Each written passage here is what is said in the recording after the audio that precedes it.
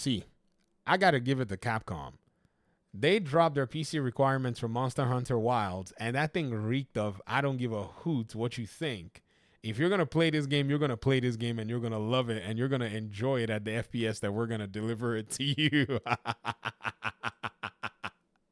Oh, I'm not buying this game though. I have Monster Hunter World. I played it for a little bit. It did not capture me, so this franchise is, in a sense, relegated to those who really do love it and who do like it.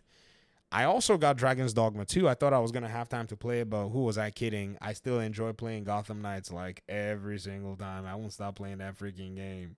So maybe when I can break out of that game's loop, when another superhero game that is of interest to me comes out, perhaps I'll probably go try, some of these other games.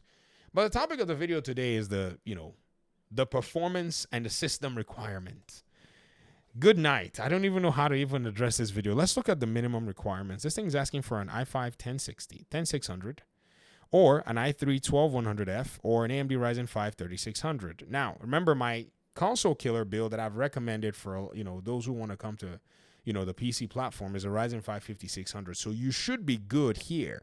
And even on the recommended side, they have very similar requirements. And they even ask you here and say, hey, man, if you can pull that 5500, you remember the 5500, the $80 CPU?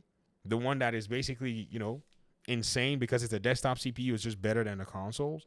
They're saying, hey, man, if you can, get that thing in here, we'll be happy with you. We'll thank you very much. They say they want 16 gigs of RAM. That's kind of standard today. They're asking for 1660 minimum requirements on RX 5600. So, yeah, with the budget build, you can play this game.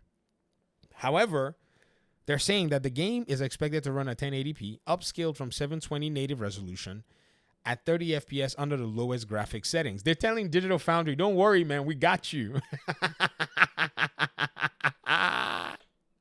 I'm sorry, I don't mean to laugh, but the transparency is so refreshing and jarring. I love it. I just love it. And then under recommended settings, they say, oh, get us an RTX 2070 and we'll let you enjoy the game at 60 FPS.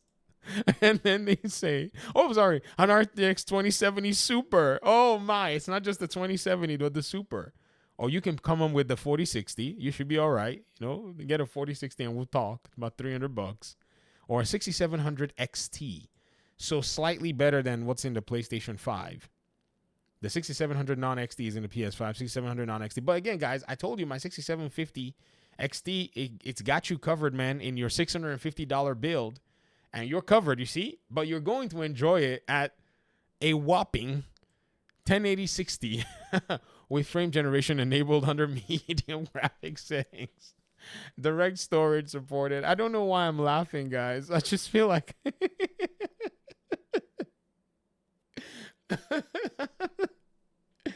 I'm gonna publish this video like this because I'm not gonna edit this. But this is crazy that they actually are gonna bring this game out in this particular performance settings. I think the whole paradigm of hardware being this crazy thing, I think that whole thing washed away from my eyes when I finally discovered that these consoles that they sold in 2020 were underpowered consoles. The way we ran after trying to get these things and trying to, leverage them was just so, it was just so interesting. Like everybody was running all over the place. Dude, I went to a different state to go buy my PlayStation, bro. A different state. Me and a friend of mine, he got into trouble that day with, oh my gosh, I can't even tell you the story. And after all was said and done, I had a gaming PC that was already going to be playing everything at 60 FPS. And anything that came out after that, I could have easily upgraded when I wanted. Sure, prices of GPUs and everything were expensive, but still, though, I wasn't hurting to play any game at 60 FPS at 1080, even if I wanted at 1440. I could have leveraged some deals to get a better graphics card that would have taken me to the 1440 without any problems. But I think Capcom is trying to say we're going to focus on the game, or they're just not interested in making the necessary, the necessary compromises to get this game at what is expected today in terms of gamers. I would say the latter because they have the money and the resources, and they're going to make the money and the resources back, and this should not be something that they will be worried about at the end of the day. Or perhaps their engine is not at the point where they can leverage all that stuff Or they've decided that we're just going to go with the creative side and the rest be damned.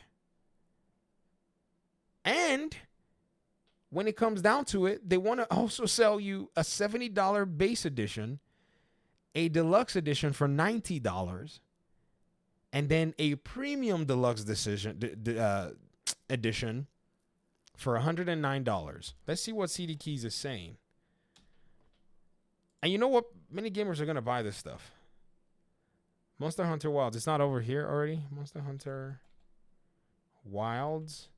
Okay, they don't have it up here already. Perhaps they're going to have it closer to release date, and we're going to see what the prices look like on PC. But, man, this is some bold developer, man. Then they also have the Nuvo. Yeah, this is going to fall into, it's a service issue. And those of you who know, you know what I know. Big Steam Deck compatibility, we don't even know. We're not even concerned. I don't know, man. I like Capcom. I like the Street Fighter game, but this is not a product that you want to serve in today's gaming market. I mean, sure, you'll probably, get some people, but maybe it didn't cost you much to make this game. And I admire Capcom and, what they've done and the legacy they've put together. But the industry has changed, and the requirements today for you to actually bring, a title to the, to the market requires that you bring something around like 60. Does this game even have a PlayStation 4 release? Like, that's what I'm wondering. Monster Hunter Wilds. Does it have a PS4 release? Let me see if it has a PS4 release. No. It's Series S, X, and S, and Windows. Wow. Man, maybe Monster Hunter fans are not going to care. But, man, I would love to see Monster Hunter fans not care. Because if they don't care, they know I'm going to make the Gotham Knights video, right? I'm definitely making the, so you like 30 FPS video. I'm going to make another version of it because I knew it. I knew you gamers were faking it. When Gotham Knights came out at 30 FPS, I knew you guys were telling me something that wasn't true. You weren't being honest with me. Because at the end of the day, to be honest, gamers have not necessarily always cared about FPS. I think now, some gamers are wanting it to be a standard and so on and so forth, but seeing the way development is going, I don't think a lot of these studios are really interested in taking into, their budget, what it will cost to do the technical changes. What's crazy is this game is going to be fun. A lot of people who play these kinds of games, they're going to love it. They're going to enjoy it. And, on a PC, even with frame gen and whatnot, some people are going to be able to still run this thing at some high fidelity. They're going to have beast of computers that are going to do it. Anyways, I digress. I'd love to hear your thoughts in the comment section. Talk to me. Appreciate you guys' time and audience. Hopefully we'll talk pretty soon in another one. Peace out.